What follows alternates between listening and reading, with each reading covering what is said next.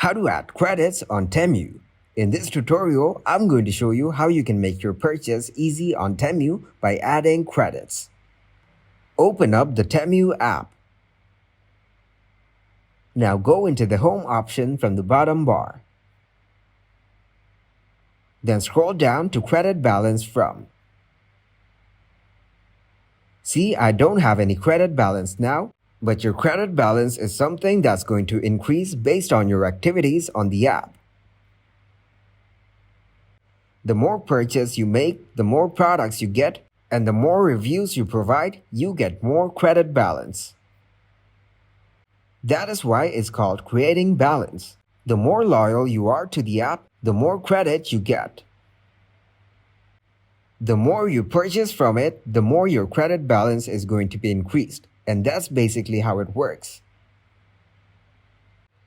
This is how you can earn credits. There is no shortcut to getting credits.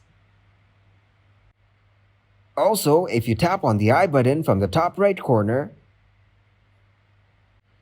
it is also going to tell you exactly what is democratic balance and where to check your credit balance and how to use credits.